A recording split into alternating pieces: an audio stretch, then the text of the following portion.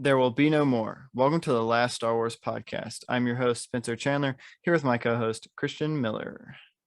Hey, What's up? let's keep it nice and lively, Jay. How's it going? Going good. For the Yeah. video watchers, gotta show off my crappy Indiana Jones Blu-ray. The Blu-ray is not crappy. The digital copy is crappy. Yeah, well, okay, my other question is, this is still like a Star Wars podcast, right? Like I did read that correctly. This is still the Last Star Wars podcast? Because I never listened to you when you do that. when I do the intro. I just wasn't Mhm. sure if this is still a Star Wars podcast because according to my agenda today, we're not talking about Star Wars. I didn't know if I had the wrong podcast. I'm trying to do funny jokes and you're not playing along. I mean, we released an entire episode full of us talking about basketball games that happened like a month before the episode was released. Well, we also needed to just release something because I had no other content to release. It was like Christmas Day, wasn't it? Yeah, something like that. It was close to it. Who knows? But yeah, so as you can see by the title of this podcast, unless I sneakily hide it behind a different title, today we're not going to be talking about Star Wars, but we're starting our 4-week series where we're going to do a mutual rankings marathon of Indiana Jones. So just like with the mutual rankings marathon for Star Wars, the rules for this series are pretty easy.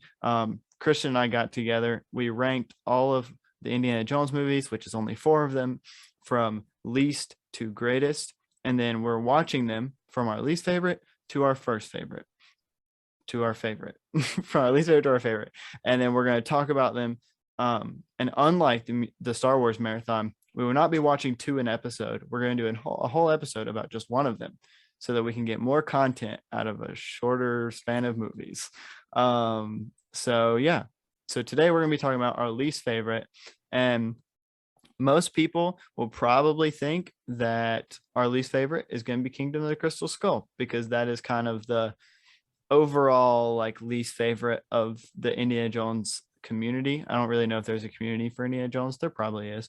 But considering that one of us has never seen Kingdom of the Crystal Skull, that being Christian, we did not feel it right to put it at the very bottom. So for that, and for also clickbait reasons, we will be putting Temple of Doom as our least favorite. So that is what we watched this week, and we'll be talking about that movie. I know this is probably most people's next to least favorite. They don't like it, but it's still better than Kingdom of the Crystal Skull. But for reasons aforementioned, we will be covering it this week. So Christian. Yeah, because I when I was ranking them, having not seen Crystal Skull and not wanting to watch it before making a list, because then I'd have to watch it twice. That's just a lot of work. I was just feeling like, well, I have these negative feelings towards Temple of Doom already. So I'll put that at the bottom of the list and think Kingdom of the Crystal Skull doesn't offend me because I haven't seen it. So it's 3. Nice. But this is still, I'm not as into Indiana Jones as Star Wars. So because I've only seen any of these movies, at the maximum is 3 times per movie. Interesting. So I don't have as much to say off in terms of my knowledge isn't as extensive about the behind the scenes or quoting.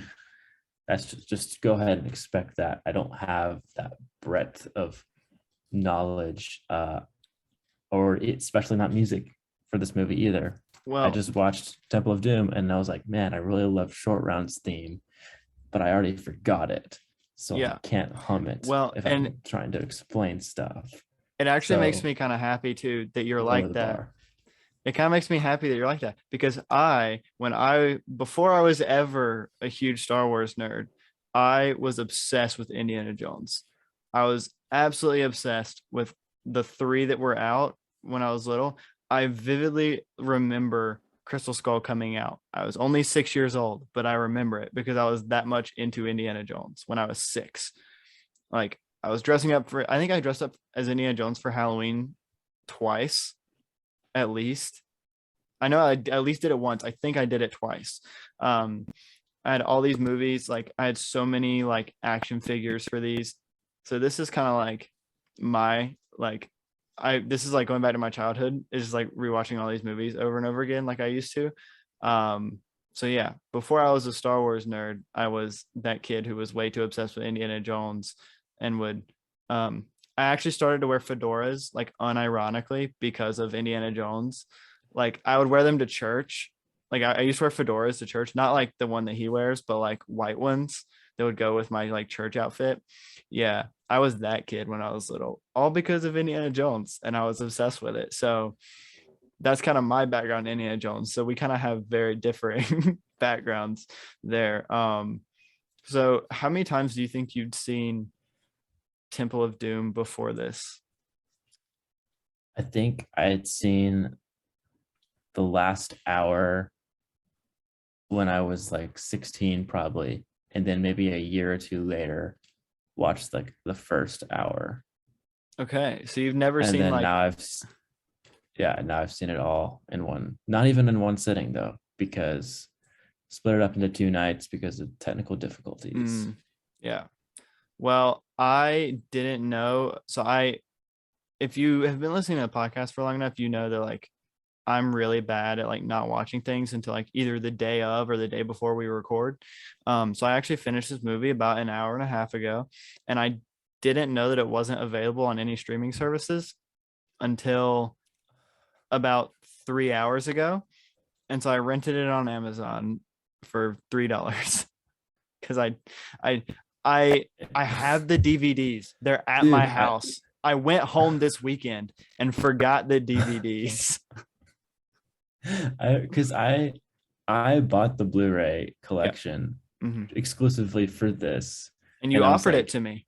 yeah, I was like, do you want to buy this off me once we're done with the series? Which, like, that's not necessarily in time for this episode, but it's No. still broaching the subject of like, do you have these movies? Yes, And and you're I like, no, I'm told you, good. I and I got the told you, DVDs. I told you I have the DVDs and they're at home and I'm going home before we start the series. I went home last weekend and the weekend before that, and I forgot them both times. So I had to rent it on Amazon. So I guess the next time I go home, I have to pick up my copies of Indiana Jones. Yeah. This thing tends to happen. I don't have my mic still, even though I was supposed to get it almost a month ago. Uh Understandably, I didn't go get it I couldn't wait a week to get it myself. I wanted to ask my brother for the favor. So he has my mic, but then he forgot to bring it when he visited me. And then since we could not, in our correspondence, we could not meet to retrieve the mic. I think I'm gonna have it next week as he is coming to the mountains again Nice. this weekend. And I'm gonna tell him, hey, I know this has caused a lot of trouble for you. Um, and it's like your fault, but I still owe you one. So what's gonna happen is that whenever you need a favor, I'm gonna do you a favor. But 2 weeks after you ask. I'm just gonna like do it really badly. Dude, it's like we're professional or something. We're so good at this. We're so, you would think that after almost 2 years of doing a podcast, we like somewhat know what we're doing or prepare for things. Dang. You would think. We have graphics. We do have graphics, which are pretty cool. And we have, if you're watching on YouTube, we have this fancy little, like, I'm looking up, like I'm not just looking at my ceiling, but we have this fancy like graphic that I made in Pages on my MacBook. On my MacBook. Yeah. And then right there should be like the really cool. Oh, wait, no, I'm on the other side. On this right here should be the really cool like lettering for the Last Star Wars podcast that you made. It's very simple, but I think it's really cool. And then we have our names that are in the Star Wars font right there, which are pretty cool. This is only cool if you're watching the YouTube video. I'm sorry for anyone listening on the podcast. But anyway, so yeah, let's like actually hop into the movie because we've probably been talking for a little bit, not about that. Do I get to do my favorite segment and do a synopsis of the movie? Yes, you do get to. I like that positive attitude because Yes. that's better than saying I made you do it. Yes. Well, I asked first. So anyway, we start off. This movie takes place 1935. It starts off in Shanghai, China. Indiana Jones is making a trade with some. I don't really know if they're mob bosses or somebody, but they're important people in Shanghai. The deal goes wrong. He's poisoned. He needs the antidote. He then gets caught up with this singer because she takes the antidote and puts it in her dress. I'm still kind of confused why she's in this movie. They go out the window to get away from people shooting at them. This sounds so bad, just like retelling this because it doesn't make sense. And then a young Chinese boy, I guess, picks him up in his car. His We name is know his name. You can I say know his his name is name. Short Round. Yeah, it's Short Round. He's the best character in this movie. Yes. And he takes them off. They get away in a plane, but then the plane is set to crash into a mountain because the same guy that he's making the deal with is the one who gives him the plane. And then they end up in this weird Indian village where they say that this magic rock has caused their crops to die and everything like that. So Indiana Jones with this singer and Short Round go to the palace in India to try to figure out where this magic rock is, where they discover like this cult where they do human sacrifices, rip out people's hearts with the power of this stone that they stole from the village. Indiana Jones is then saves everyone, including the children that they enslaved from the village. And he takes the rock back to the village. Bing bong, he gets the girl. Everything's great until a year later when he's with another girl. So, it's great. And that's the end of the movie. And if it didn't make sense when I explained it, it doesn't really make a whole lot of sense when you're watching it either. At least the beginning. At least the beginning. Yeah. Okay, Because what did you think about the introduction, like beginning of the movie until they end up in the village? What do you think about that sequence? okay, opening it with a musical sequence is the kind of thing that if I was like 17, 16 watching this in like 1983, whenever this came out, I would have been like, this is going somewhere. This is good because it's like, this is what the guys expect the least. They don't like, because I'd assume that the like typical male taste thinking that this is a guy movie would like, they'd be the people who hate musicals. Yeah. And then they'd see the musical and they'd be like, this sucks. And then I just feel like the one person like, yeah, musicals. But the song is good too. The song is actually pretty good. Like I enjoyed the song. Yeah. But what about the rest of the sequence?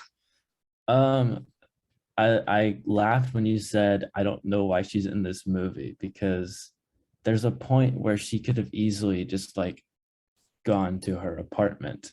Yeah. Because they're not after her. Nope. But he continues to drag her onto the plane for no reason. Yeah, There's she like, also, I don't know really why she sat down at the table. It's probably said, but why did she sit down at the table with him? She doesn't know him. I think she knew the mob guys though. Yeah, but then why would she They're sit probably with paying her. Okay, It's just like probably. Yeah. she's like, I'm done with singing. Like now I'm gonna go hang out with the rich men. Yeah. Um, but yeah, like she's not really complicit in any of this. He No. just kind of drags her along for her own safety. But what So also like she didn't need to go on the plane. well, at first, the whole reason that she's there to begin with is because of that one part where like he's trying to find the diamond and or she's trying to find the diamond because she's like wants money or whatever, and he's trying to get the antidote and she puts the antidote in her dress, and so he takes her with her understandably so that once they get safe he can then have the antidote, right? But why did she take the antidote? That doesn't really make a whole like maybe she was trying to be like, oh well, if he gets the diamond I'll trade him for it, but like you're getting shot at, so like I don't think you would really think that in that. I don't know. I was just like, why did you decide to store the antidote on you to begin with? And then that just like makes her go on this crazy adventure. and she really serves no purpose other than to be a laughing stock for a short round, which I mean, it's kind of funny, but also like it's kind of the And only yeah, purpose of the movie is she's half of the comedic relief, but only because then short round makes jokes about it, which are actually funny. and she's like the audience stand-in for like reacting to the customs Yeah. of the Pankot Palace, which we can get into later. But like I don't know, it's always it's always strange because these movies deal in stock characters and like Mm-hmm. archetypes, and they're not always meant to be fully three-dimensional characters. Like even Indy isn't super well rounded Yeah. as a character. It's not like this is a an epic. It's not like it's not like a David Lean movie that like it's sprawling the globe, but it's focused on just having fun. And so like I like to pick apart characters and say this isn't very rich characterization, but it's not necessarily aspiring to great heights. So whenever we say like these characters aren't well written, we're not really saying it's like bad. Yeah. We're just like saying we could have gotten more. And I feel that with the character of Willie in this character or in this movie, but I think it could apply to Indiana Jones in this as well.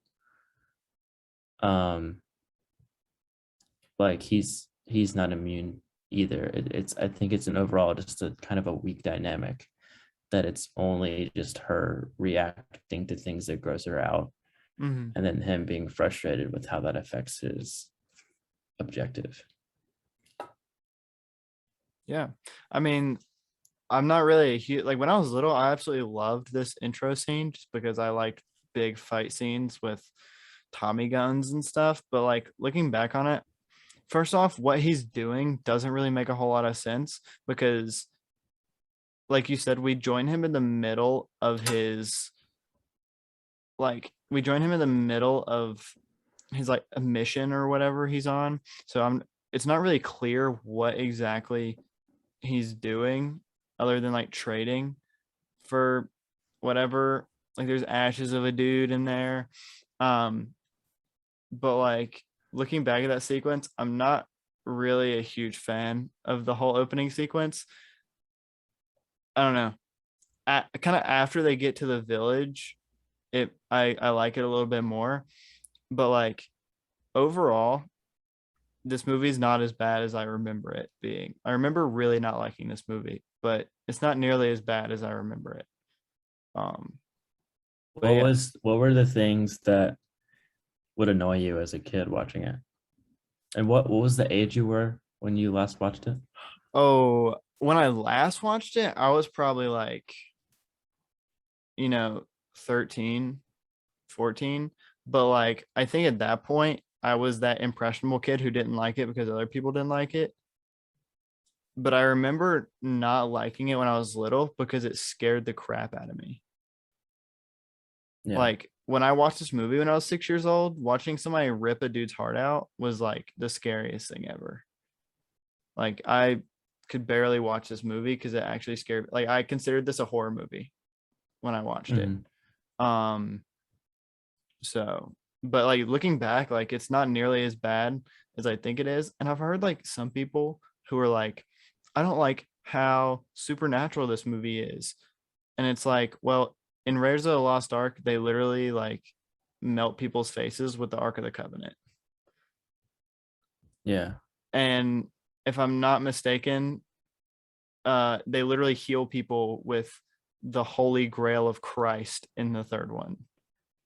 And then there's aliens in the fourth one. Like Indiana Jones is a supernatural movie. Like it's not supposed to be reality. So that's another thing. Yeah. Once I've kind of accepted that like supernatural is going to be in Indiana Jones, I start to like it more. I think that's the big thing. I think some people have different preferences for like how much they can take. Yeah, Because I Raiders can. Raiders is like largely just punching Nazis and Mhm. being captured, getting out of the camp that you're captured in and stuff like that. Yeah, and I And can understand that. the MacGuffin is like the mystical thing of like it's important, but we don't know why. And then it's like ironic that the evil people get destroyed by the thing they've been chasing. Yeah, It's a little different than like 20 minutes really dwelling on like sacrificing some people to hell. I do understand, and that is honestly because like one of the reasons that I love Indiana Jones as like when I was a kid is I'm and still to this day like I'm a huge history buff. Like I really love history, especially like this may just be because I grew up in church or whatever, but I really love biblical history and seeing how that relates to like real life. So I really liked Raiders of the Lost Ark, and I really liked The Last Crusade because a lot of it is like biblical history, but like real life. And this movie just like was so different than that I was kind of like not really for me. Like I'm not a huge fan of like the human sacrifice aspect of it. Um and like some points in it that were just kind of weird. Like that I mean we can get into when we get to that point in the movie, but um yeah, the beginning was just kind of like confusing and like you're not really sure what's happening until you finally get on the plane and you're like, well, I guess she's just here now. Like I guess Willie is on this adventure now. She's whatever. Also, she's like the only white woman who's working at this place in Shanghai, which was like kind of confusing as well. She's got an interesting backstory that's not really fleshed out, but apparently she's from Missouri. Yeah, She gives this impression of like a small town American girl that somehow gets out to yeah, Shanghai and is like a star. yeah. Um, I think I think the real issue is um like I don't want to like compare her to Marion in that like trying to like idealize certain female qualities over others. That's not a Hmm. way to compare characters, but just like comparing them in that they're the same movie series that like is dealing with like a different female protagonist every time and like is I don't know, it's it's in a genre that underrepresented like has underrepresented women for so long that like this is an example of them doing it well.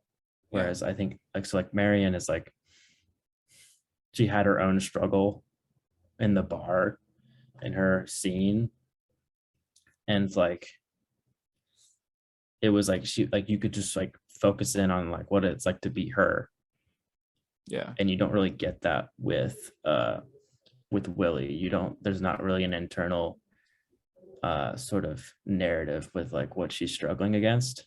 yeah. That would have been cool to have. I will um say though, I really like her relationship with Short Round through like the feast scene later on.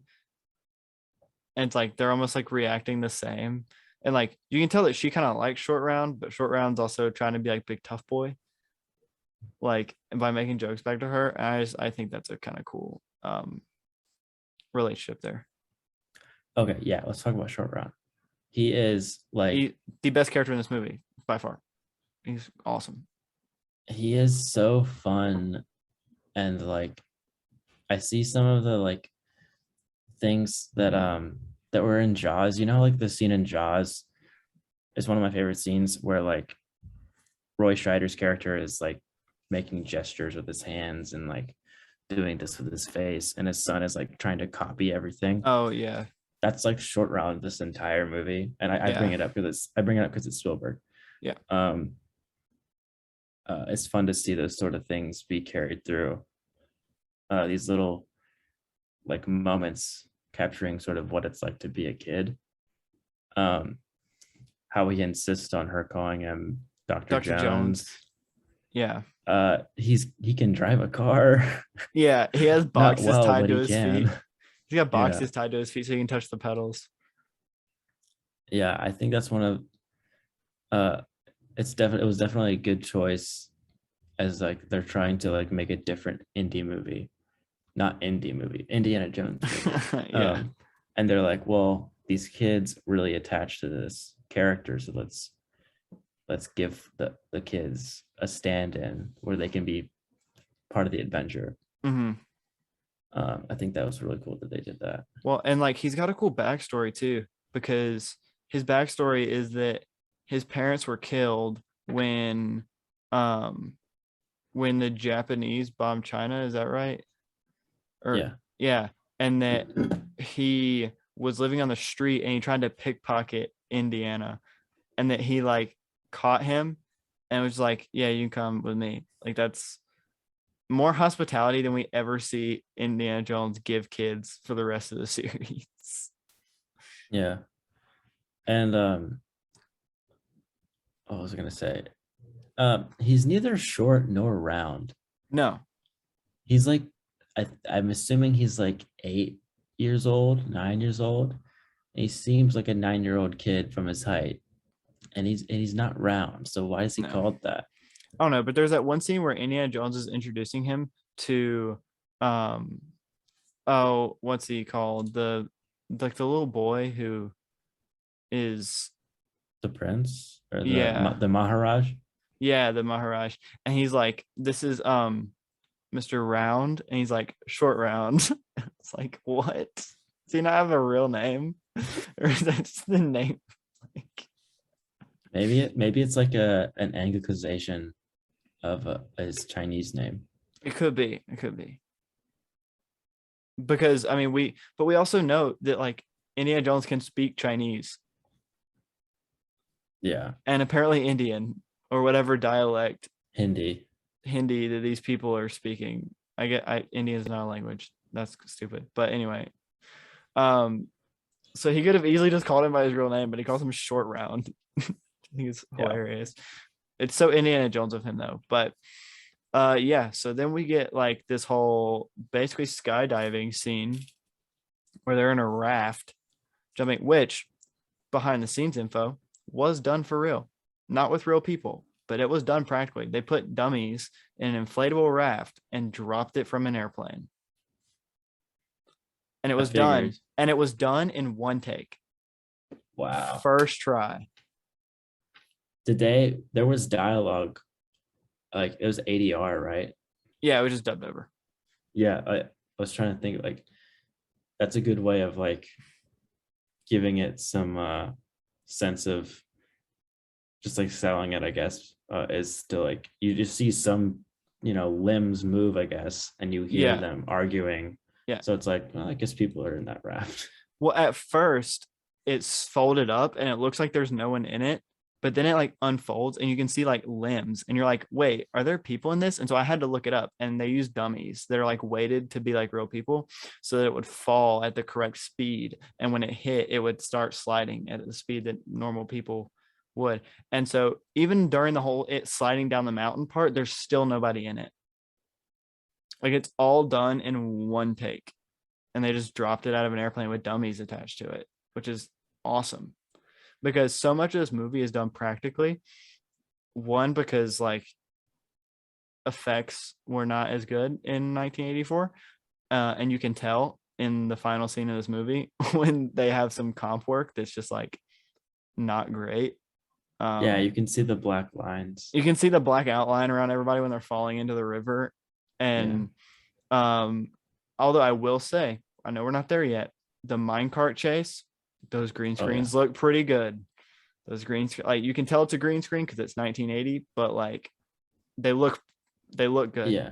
I hear that like it's that technology works best if you're working with darker colors because the Yep. black lines aren't as visible. Yeah, But you if you're in can't a daytime scene, like it's your like green the screen. entire last scene. Like most of this, like I said, most of this movie is done practically, but there are parts of this movie that like you can tell that they're CG. But like, okay, the lava pit looks great.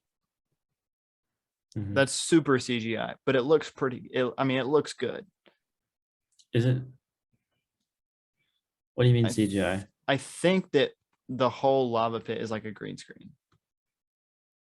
But like I'm not sure like though. they're not using computers to make the fire though. Oh no, probably not. It's probably just like there's probably like comping in like assets or something. Yeah. But I mean, it still looks good. I'm not exactly sure how it was done. I didn't look that up, but I'm impressed that this whole raft scene is done practically. I'm very impressed with also them doing it first try. Like that's solid. Um, but anyway, I Do you like have a that. favorite stunt? Probably that one. I mean, there's not a lot of like, The raft? yeah, there, even though it's not like a person stunt, um, I'm always a huge fan of when we see Indiana Jones swing on his whip. There's one part during the final fight scene where he swings from like one like catwalk to the other, and it is actually Harrison Ford doing it because as soon as he lands on the other side, he looks near the camera, and you In can the see final that fight scene? not in the final when he's freeing the kids from like the mine shaft, and he's fighting all like the guards and whatever. He swings Yeah. from like one catwalk to the other, and does that. Um, at some point while we're recording, I will look up and see how much of that bridge thing was actually done practically because I was wondering. Yeah. if that's done practically, that's my favorite stunt. Um, but anyway, we'll get there when we get there. After the raft, we meet I think he's called the Shaman. Um, let me see what he's called. Yeah, Shaman, played by Dr. Nanayakara. That's the best I'm gonna do. And I told you I had a fun fact from when we got there, and this is the fun fact. The actor who played the shaman cannot speak English, but he speaks English in the movie. And if you notice, he takes pauses in between his like speeches. He is phonetically speaking back and repeating what Steven Spielberg was saying off screen because he couldn't speak English. So he was listening to Steven Spielberg like say his lines and then he would phonetically say it back. Although he had no idea what he was saying. Wow. So that the shaman cannot actually speak English, or at least couldn't in 1984. Maybe he can now, but I would imagine Harrison Ford was doing similar things oh, for to some speaking, degree. oh, just, yeah, probably. I don't know how much Yeah. Harrison Ford knows Hindi or Chinese. So, Yeah. but I just think that's crazy. They're like, because it's different when you can like, we can spell Hindi and Chinese phonetically in like how we would read it, right? But we can't really spell English in Hindi very well. Like it doesn't really go like since their alphabet is not phonetic like ours, because it's not a Latin alphabet, it's not phonetic. And so we can't spell it. So it's literally just Steven Spielberg having to say it out loud and having him repeat it. And so that's why he pauses, because it's not for dramatic effect, as IMDb says. It's him waiting for his line so he can say it back. So It he still only, gives off a good, like, oh yeah, it feels like a character choice. it does. It does. So that's a cool little disguise for filmmaking. Mm-hmm. I think that's Whenever you can pass off obstacles as purposeful. narrative, Mm-hmm. purposeful things, like that's always cool. Yeah. So that was cool. I also really like his character. He's like a really good, like, he's almost, he's a weird mix between the crazy old man and like the really wise old man who knows exactly what he's doing at all times. Like he's a very like strong mix because he's pretty crazy at times, but he's also like very wise and knows what he's talking about. Um, so yeah. There's not really a whole lot that happens other than like a bunch of history about these rocks.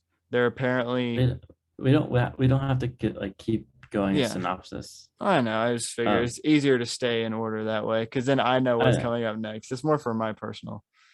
I don't know. The way he was introduced is indicative of a thing that sort of happens in Raiders as well. I forget if it happens if in Last Crusade, but there's a general approach to like just like the cinematic language of these movies that like it's kind of it's because these movies are so iconic, it's like really contributed to a lot of stereotypes, Mm-hmm. and the way they film the like indigenous peoples that Indiana Jones comes across. There's an even worse one in Raiders because it's like more of like communicating. We'd have to watch it because I don't fully Mm-hmm. remember the scene. But in this one, the music is like it gets really tense just when you see his leg, and then it like cuts to a head on shot of him, and then a reaction from Willie just like screaming. And it's just like I don't know. It's one of those things that like feels a little um I don't know. It's a strange thing because the movies were not they were never meant to be taken seriously as like historically accurate or like Yeah. as like uh it's not a travel documentary about what uh the world is like, even those have problematic portrayals of people anyway. Yeah. But it's just one of those things where like they, it's not entirely a responsible depiction of people, and I can't really speak to it. But I know something about like the depictions that you want to be putting in movies and how cinematography contributes to that. So I was just gonna mention that it's throughout the movie as well with the Pinkat sort of plot line. Mm-hmm. We can talk more about that when we get to it, but that's just like it sort of appears the way he's introduced. It was just strange to me because it was like he's like immediately a trustworthy character, Yeah. but like they wanted to lean into the exotic like strangeness of it. Um, I don't know. Well, and once they figure out like why they're or like what they are supposed to be doing, like once he's told about the stone and like he's decided he's gonna go, that's another scene where I'm like, why does Willie go with him? Like she could stay in the village. They will give her food and shelter and she'll be fine. Why does he? Because she's also told that the temple is not on the way to where they need to be going. So she knows he's going to have to come back here anyway. So why would she Yeah. go with him? That's not a smart decision. Like, is it just because she doesn't want to stay in the village with random people? Because Indiana Jones is still a random person. You didn't know his name until 30 minutes ago. Yeah, I don't know. Like, I don't get it. It's another one of those weird, like, she's used throughout the movie, but like, why? This is very we keep having these questions of like not that we like super like really like value logic, but No, like we keep coming into these like weird parts of this movie where it's like, is this totally motivated by character? And the answer is no. no. And it's It's, very interesting that this is like the second in a trilogy when like normally movies don't do this. yeah, Like they don't normally take a step. I mean, I guess sequels have like historically before this been really bad. But like if you look at like Star Wars or like Lord of the Rings, normally the middle chapters, is even like, if it's yeah, like an episodic thing, it's like you heighten things when yeah, this is sort of like taking away some of the things that made the first one special. yeah.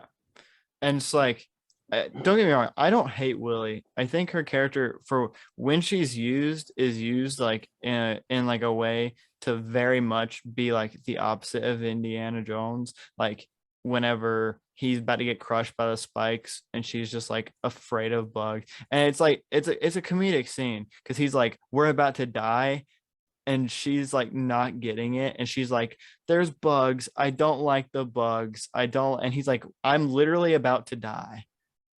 Like Yeah. I don't, but okay, before that scene is another scene that I was telling you before we started recording. I think is really funny because I've never seen that scene where he is like talking about how he's a great researcher, and she's like, well, what research are you going to do on me? And I was like, that whole scene, I've never seen that scene before today. I guess when I was watching it when I was like 7, my dad would like skip that scene for obvious reasons. Like, although nothing is done, they're literally just talking. But I mean, they're Yeah, they're leading. the kids would not pick up on No, the cream on the face joke. I would not have picked up on it when I was 7, but I've still never seen that scene. Yeah. I don't know how, but I never have. So I thought that was funny because I was watching it and I was like, was this put in after the fact? I Have was you like, seen this? Had you seen this scene where he hangs the guy on the fan? yeah, yeah.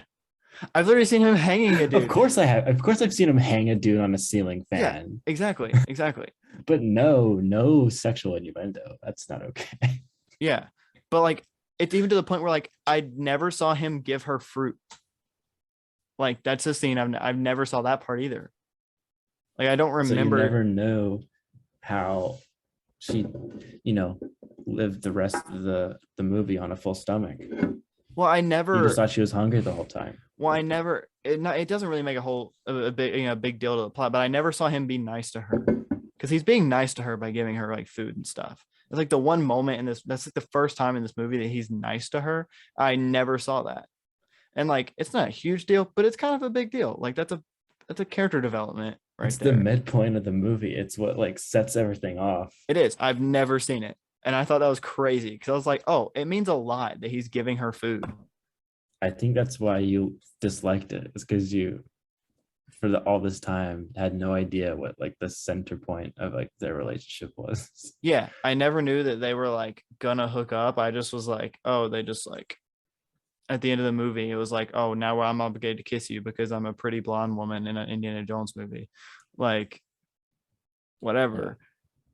It may be why I kind of like this movie more than I did before, but I don't know. It was just kind of weird that I've never seen that before.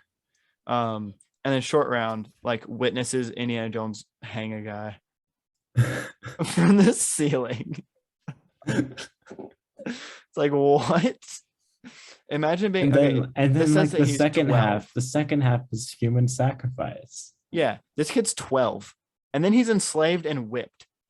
I swear it's okay for kids to see a bit of sexual attention.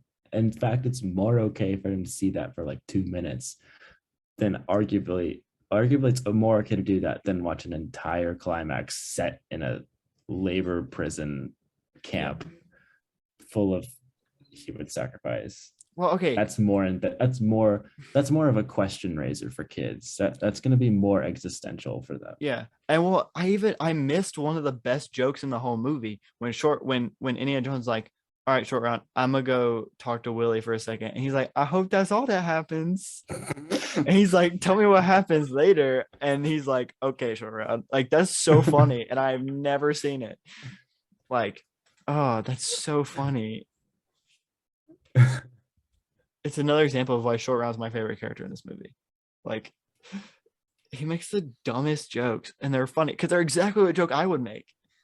Yeah. Like, he's got the same sense of humor as me and I love it. Yeah, if you were Short Round and you saw Indy heading towards a woman's bedroom, this is what you would do. You'd go like, that's the face you would make.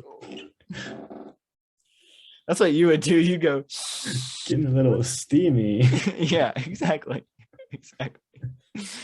But yeah, what comes up next? What are we talking about?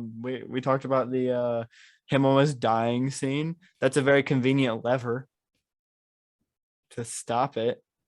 Lots of convenient levers. Lots of any of these like sets in these temples or whatever that like have these contraptions that go off, they're always written as like, what's the next thing that could really cause Indy some trouble? They never seem like viable ways to just get from one room to the next. Yeah, it's like that's a very convenient plot lever you got there. Because it's like, okay, like what was their, who designed this floor plan? Okay, but also think about this. How is this a way to cross into the next room? Well, okay. So the way that thing is triggered is there's a stone in the wall that he pushes in, and that triggers the thing to come down, right? Well, first there's the statue. All right, we're talking about. Oh yeah, okay. But the other thing that triggers it is like the stone in the wall. So if you're supposed to be in there, you would know not to push the stone, right? So if you're going by yourself and you push the stone, there's no one to like help you anyway. So why would you put the lever there in the first place? It just seems like a really convenient way for if someone is not supposed to be in there and is also taking somebody with them, that they can get out. It's a Yeah. plot lever is what it is. And again, we know that these movies aren't supposed to be logically accurate and that they're not supposed to be taken seriously, but it's still one of those things where it's like it's also just not a great way to kill people. It's really slow. And yeah. But anyway, so is there another trap? No, they come out right to that like overlook to where they were seeing the sacrifice or whatever. Also, how does no one else walk behind them before they find them? Because they're at the main hallway and no one walks behind them. But anyway, Everyone wants front row seats yeah, to the heart to to the to heart. uh to see Dave get fed to the hell monster. Yeah. He's a real heartthrob, you know what I'm saying? Now, okay, this is the thing. I was trying to think of like one of the other observations that I made that's like one of those things that would be like a stand-up bit in the late 2000s where it's just Mm-hmm. like, why isn't this blockbuster movie appealing to my sense of logic? It sucks. Yeah. Uh, but like I don't find it believable that that group of workers watches that human sacrifice and not one person's just like, I don't like this. Because Okay. at first all of them are into it. They're all just like, yes, I hate Dave. Let's put him down there. It A-okay with me. it may be more of a yes, that's not me. Like, Yeah. but they're cheering for that. But then when Indiana Jones stops them, they're cheering for Indy to Yeah, stop exactly. it. It's like, what? Like, make up your mind. Are you happy that they're sacrificing people or not? Like, Yeah. that's just a little inconsistency that I was like, that's a little weird. Another thing that confuses the heck out of me is was Indiana Jones fine the whole time, or did I guess burning him made him snap out of whatever curse was on him from the Yeah. blood? Short Round figured out how to burn the demon out of him or something. Yeah. All right. So Short Round knows magic as well. I think that's pretty dope. That's another on the list of qualities for him. yeah. All right. Wait, does he actually do a magic trick, or are you just making a joke that was magic? No, he just knows the mechanics of demonry. He knows how Oh to get it yeah, out. for sure. Does He's he do like, that? I'll put this torch on his chest and that'll get him right out. Does he do that before Indiana chains Willie up, or does he chain Willie up and then get burned? Because I remember being like, if he's already like good, then why is he still chaining Willie up? No, he chains her up, but at some point he takes one of the the restraint off, and through some voodoo stuff, it releases the restraint off of Short Round, and that's how Short Round gets free. No, short But round gets Short free Round, because he like was hitting it with a pickaxe. oh, he was? I thought Yeah. he was just working. I thought he was just working, and then like Indiana Jones taking off the restraint voodooed into him. No, he was like hitting it with a pickaxe. He was hitting his cuffs with a pickaxe until they broke. Which like why does every kid in the mine not do that? I like my interpretation better. I like that Indiana Jones was subconsciously doing friendship voodoo. Yours would make And more sense based on the rest of this movie. yeah, But yeah, I I think mean, I don't know. I literally thought that like I love that you think he Indiana was Jones was just doing voodoo. because it makes sense, right? I mean, I know it's not a doll, but it's like the symbol of Yeah. like the restrained Willie, I guess. Like maybe there Hmm. was some sort of connection that he was fusing through just their relationship. Yeah. Um, but yeah, I thought Short Round was like hacking away at like just the mine, pretending that like okay, he's just like, nobody knows the trouble I've seen. Like he's just like whistling to that to himself, Yeah. got his harmonica and he's mining. Um, dealing with his life in the camp, and then Indiana Jones just like magically unlocks his restraints. Yeah. Are No, you looking it up? no, I'm looking up the bridge scene for when we get there. But I can tell We'll you cross that that bridge when we get there, okay. Spencer. But I can tell you that he absolutely did not voodoo that. He just hit them until they fell off. But yeah, I for a minute I was really confused at whether he was actually in a trance or he was just pretending. Because Indiana Jones has done that before. We've seen him like do that, like pretend to be a bad guy or whatever for a minute. But yeah, anyway, what happens? Let's see, what else. Heart getting taken out of the dude's chest, that was a cool scene. That was done practically. Looks pretty good. um yeah, they killed Dave's dead. Sorry, Dave. Dude, they really did get you really attached to a Short Round and then just whip him in front of you. By the way, can we like talk about that? Like they whipped Short Round. It's like this kid's seen some stuff, I guess. Um, but yeah, let's see. They This Blu-ray cover is not detailed enough to like tell what color Harrison Ford's eyes are, but you really get to see some of the chest hairs. they really take the time to put them chest hairs in there. Yeah. Um, let's see. They save everybody and they go out. So what do you say we go to the bridge scene? I'm gonna go get some water. You explain that while I'm gone. Okay, so the bridge scene, if you haven't seen the movie, why are you listening to this episode? But also, um, basically Indiana Jones runs out onto this bridge trying to that's a cool camera angle for Christian. That'll be funny.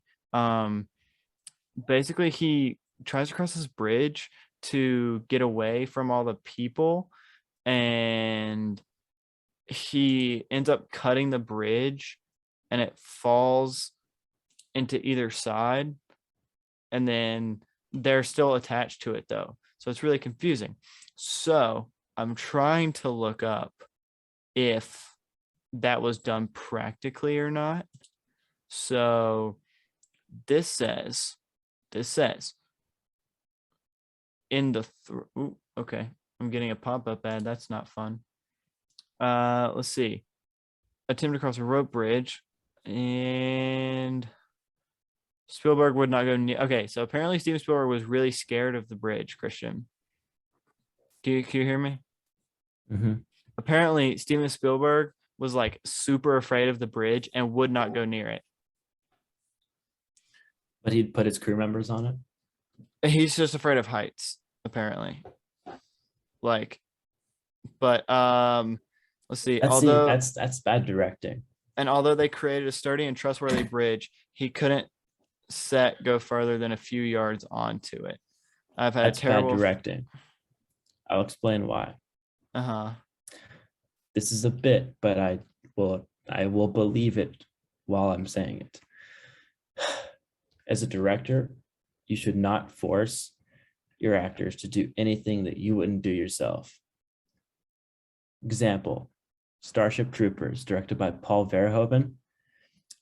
There's a scene Um, is this the thing I'm thinking about? I'm just gonna go with it. This is probably not even true, but Paul Verhoeven shoots a scene in Starship Troopers where all the soldiers are showering and they're all naked, and Paul Verhoeven gets naked as well to make them comfortable.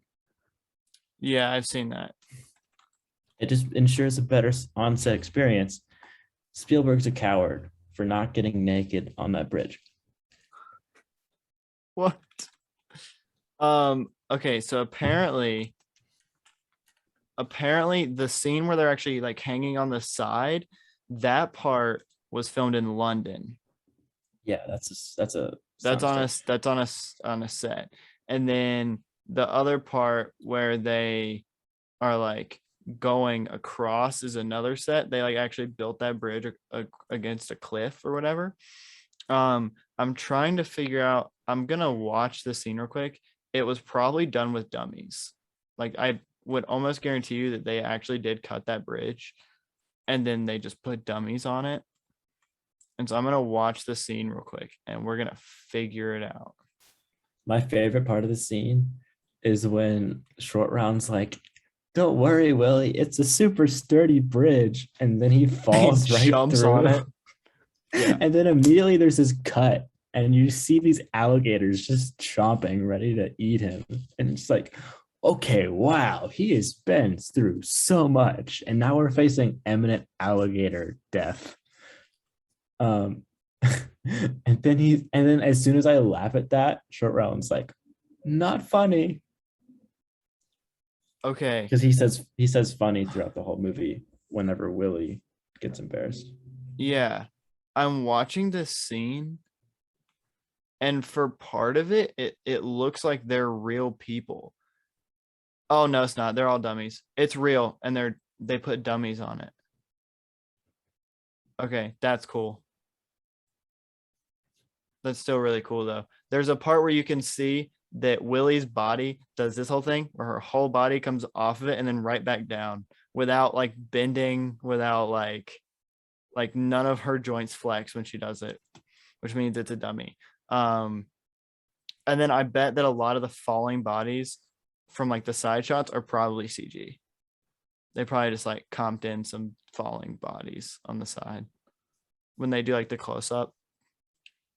But yeah, that's pretty cool. They probably did that practically. They probably like legitimately cut a bridge with like dummies on it. So that's cool. Although I do love And that we never see anyone actually get eaten by an alligator. It's just their clothes. It's always just implied. No one ever actually gets eaten. It's just like an implied, hey, this person got eaten by an alligator. Here's their clothes with an alligator. now I'm picturing like a New Yorker cartoon where it's just a bunch of like naked thuggy soldiers. That's the name, like the thuggy. They're just all huddled on the side of the river. They're just like, and the caption is, "I really wish those gators didn't eat our clothes." Dude, I would love for there to be just like a thing where it's like, yeah, no, they actually survived. They just fed their clothes to the alligator. And yeah. Uh, so another fun fact, this just popped up randomly.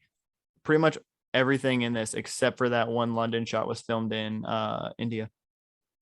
Pretty much all of it was actually filmed like in location, according to this. I was looking at the crew. There's a second unit guy for California. Dang. They did some ILM stuff there. Oh, that makes sense. Dang it. Well, What about where was did they film Shanghai in Shanghai? Or was that on a Hollywood backlot? I have That's no probably a idea. backlot. It The probably exterior was. stuff. Yeah. Um, I can look it up though. I bet that the whole like inside, I bet the whole inside of whatever, um, like Probably where one they of the do the old like Paramount sacrifices. stages. Oh, the Yeah. what? Where they actually do Oh yeah, yeah. the sacrifices. Um, I can almost tell you that that's probably in California or I London or was something. I was also thinking the musical sequence is probably done on one of the old Paramount stages that they Okay. used for musicals. Well, apparently that other thing was wrong because it says a majority of the film was shot in England, while some shooting was done in India. The interior of the nightclub were on stages 1 and 3 of Elstree Studios in England. The outside of the club and Shanghai streets were filmed in the inner harbor of Macau, still searching for the location of the building, which is in India. So Shanghai was filmed in India. Interesting. Shanghai Airport was San Francisco. Yeah. Which is right outside the Lucasfilm headquarters. Yep. The raft scene was filmed in California. Shot of the raft going off the cliff is the Snake River in Twin Falls, Idaho. And for the shot of them landing in the water, that's in California. So they filmed that in like 3 different states. That's crazy. There's some shots, yeah, in India of them floating down the river. But yeah. So I almost bet that like final scene is filmed like on a backlot. I want to figure it out. Oh, never mind, I can't. Anyway. So yeah, them escaping. What do you think about the bridge scene? Do you like it? I think it's impossible not to. I like it. It took like a full minute in screen time for Indy to cut the rope. I was just like, we all know he's gonna cut the rope, right? Yeah, why did no one get off? I'm not trying to be like nitpicky. Just that was my initial thought. I'm a bit It's fun. Yeah. I like the whole like ingenuity of the action scenes of like having to figure out, how to get out of those tight situations. And we get another like Indiana Jones having to fight big bulky dude and then finding machinery to get out of the way. It's just the plane fight scene. Like they shot it the same way. I was thinking of the 2 soldiers. Oh, I'm thinking of the big where dude they that pull swords on him. That too. They do that shot too. Which, fun fact, it's like, what if he did it to 2 guys instead of 1? Yeah, but also you probably know this, and this is a pretty well-known fact, but that he had the only reason that's in the first movie is because Harrison Ford had pneumonia and he didn't want to do a sword fight scene because there was supposed to be a whole sword fight for that movie, and he didn't want to do it that day because he had pneumonia, and they kept it in the movie. I heard he had dysentery.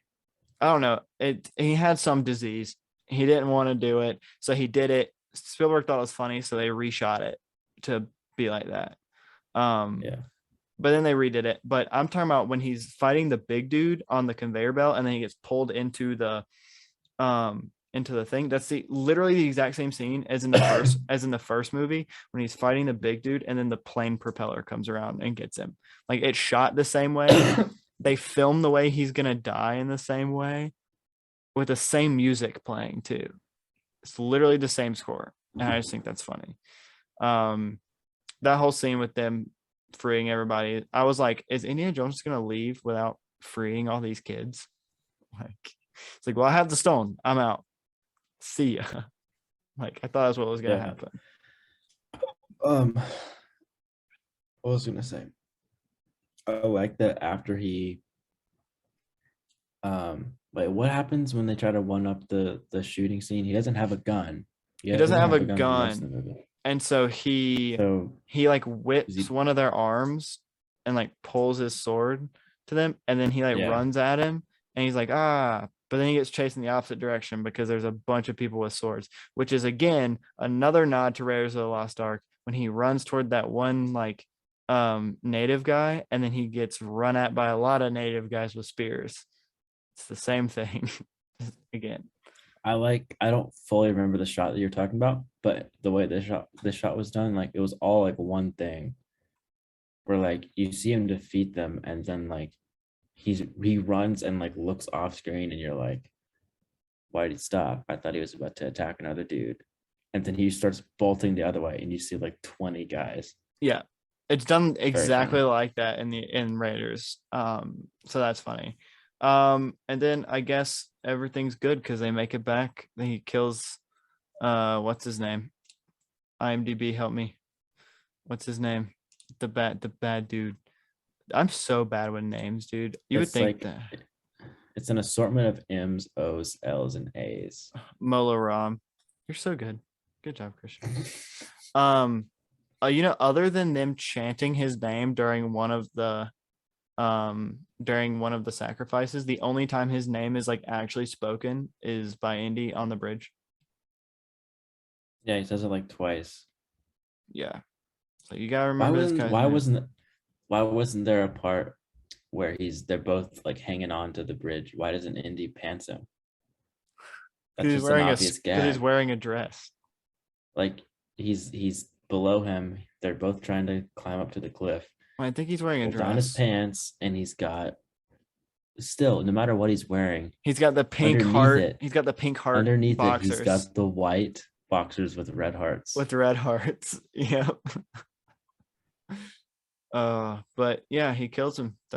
Go Indiana Jones, and he sacrifices his fame and fortune for the good Fortune of and glory. fortune and glory for the good of the village, and he gets them his stone back. He probably should have gone and gotten the other stone at some point, just in case, you know. Anyway, Here's something that I thought was gonna connect that didn't. So as soon as as soon as Indy mentions the story of the stones and how they're filled with diamonds and that's how they light up, mhm. and then Willie was like diamonds. I thought that was an immediate like connection where like the diamond that he was looking for at the beginning of the film. For some reason, that made me think that like, is this related to that diamond? And are the mob bosses gonna come back? Yeah, It didn't. yeah. Um, Red yeah. herring So for an over then, analytical person. yeah. So then he kind of saves everybody, and stuff goes on. So I don't know. I don't really have a lot more to Doesn't say other than talking about the movie as a whole. About how did you enjoy this movie as opposed to seeing bits and pieces of it before? I I still have not seen an authentic viewing of this because my iTunes, whatever's going on with this, I don't know, but it was not playing the movie in high def, and it was just blacking out at different increments. Sometimes I'd be able to watch 10 minutes of the movie and then it would black out. Sometimes as soon as I would get back in, it would play for a few seconds and black out. I never knew what That's so was weird. going to happen. So it took probably a total of 3 hours, including last night and tonight, to watch this. I hope it doesn't happen with the next 3 movies because that would be really annoying to deal with. Yeah. I guess if I needed to, I could borrow my roommate's PS4 and just put the Blu-ray in. Yeah. But yeah, the digital copy for this one made it an unenjoyable experience. But whenever I would be able to get lost into the story for like 5-10 minutes, it was fun. Yeah. I agree. But also in the way of like, there's some things that I think should have been done differently to make it more fun and more Mm-hmm. full of heart and also less like racist.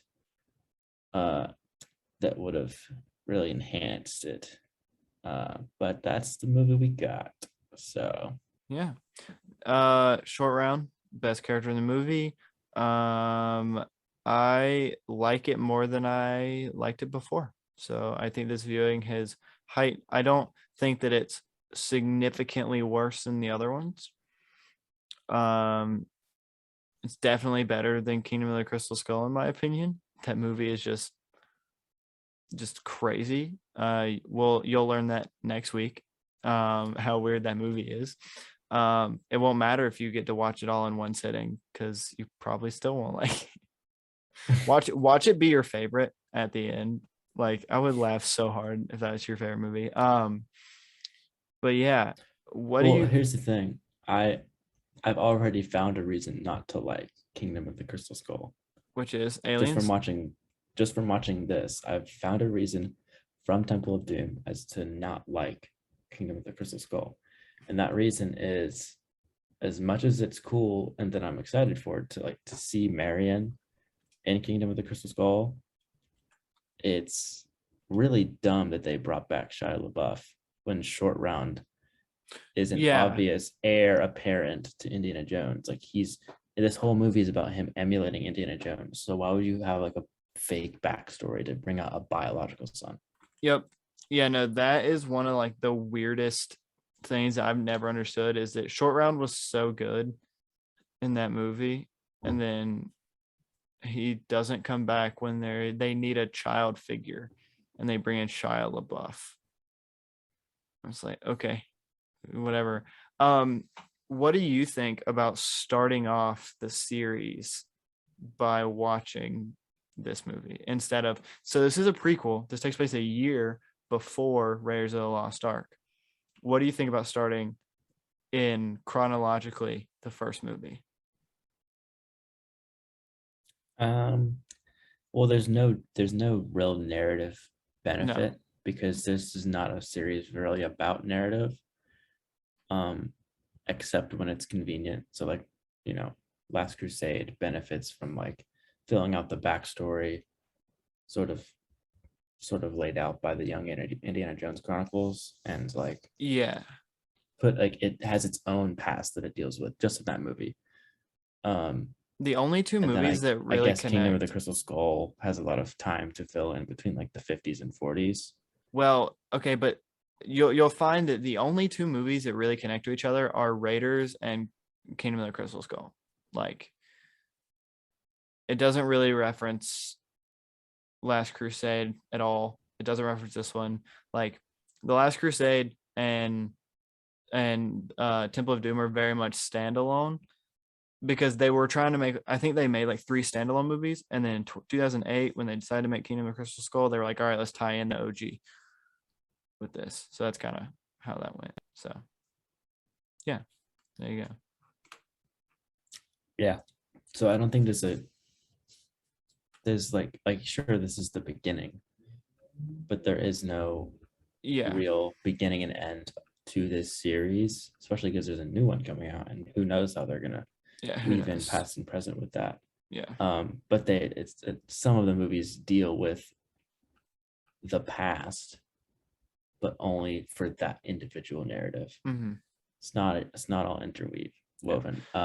But as for like just like taste, I think it's gonna go up from here in a yeah, certain way because yeah, I'm looking forward to just seeing aliens, yeah. and that'll be a fun experience. And uh, just to spoil it, no, I'm not going to spoil it. Never mind. I was about to just give away the whole order, but that's not what we do here. No, we don't, because I mean, there's always like a big debate between one and three being the best anyway. So might just keep it up in the air.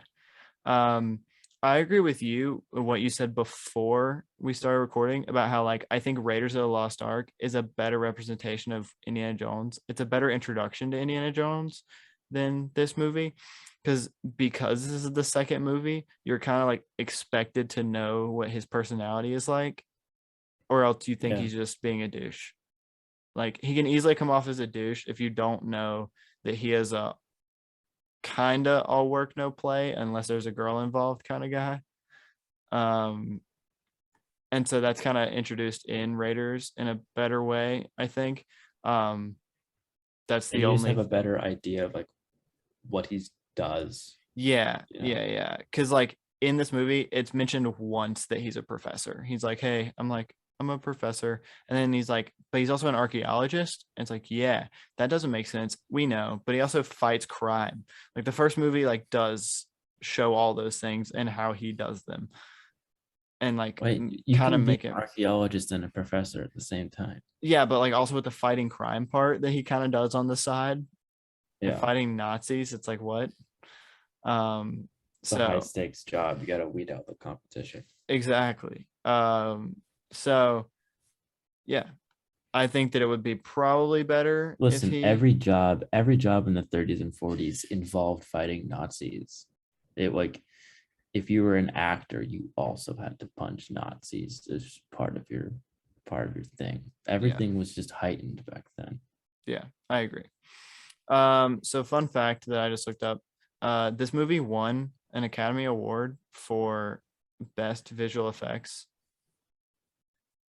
Mhm. which I think is kind of funny because I was talking about how the ones in the end are not very good, but like the rest of them are pretty solid. Um, most of it's practical too. It says best effects slash visual effects, so I think it also includes practical effects. So good on him. It's won a lot of other awards, but mainly like setting records for stuff along with other like with being with other movies. Like if you don't know already, George Lucas has the world record for the highest box office gross for any screenwriter. Because duh, like he wrote, I think he's credited for Oh, every. James Cameron. I don't think that he. I don't know Like how much total, of. like if you just tallied all the things up. It's like yeah, it's like screenwriting specifically though. I don't know how much of James Cameron But stuff he also screen wrote. I'm I pretty guess sure directing he is the same. had a treatment for Avatar and for Titanic, I Probably, think. probably. I don't know, but this is like I don't know. For George Lucas, it's talking about also like all the original Star Wars movies, the prequels, plus all of the Yeah, Indiana Jones movies. more They, more overall hits. yeah. And just more So movies. James Cameron makes a movie every like decade. yeah. So it's also got the most Oscars for visual effects world record as of with this movie helps Dennis Muren, who worked on The Abyss, Terminator 2, and E.T. and Jurassic Park. So go him. Anyway, I liked this movie more than I thought I did. So thank you, Mutual Rankings Marathon, for helping me in my opinion of Indiana Jones. Anything else you want to talk about? The Mutual Rankings Marathon just said, "You're welcome." Yeah, I'm glad. I the you know the concept for a podcast miniseries answered you back. Yes, I knew it was sentient. Okay. Well, we'd like to thank you for listening to this first episode of our Indiana Jones Mutual Rankings Marathon. If you'd like to find us on Instagram or any other social media, on Instagram and Twitter, we're available at Last Star Wars Pod. You can find us on Facebook and YouTube at the Last Star Wars Podcast, or you can email us at laststarwarspod@gmail.com. We would like to know what your opinions are of this movie and other Indiana Jones movies. We'll read them during those episodes. So please send us in those. Also, send us in more episode ideas because this series kind of halfway came from an episode recommendation that we had to do and is Indiana Jones Star Wars. Maybe at the end of the series, we'll like do a miniature Is This Star Wars? Who knows? So send us in all your emails. And if you want to find other Star Wars podcasts that actually talk about Star Wars every week, then please go to Star Wars Now This.com is the first link in the description. And it is a great website to find all kinds of Star Wars podcasts. So go check them out. I guess that's it. Any other words from you, Christian? I'm trying to think of a short round quote. Okie dokie, Dr. Jones. Very funny, very funny. Very funny. Thank you for listening to this episode of the Last Star Wars podcast, and we'll see you next week.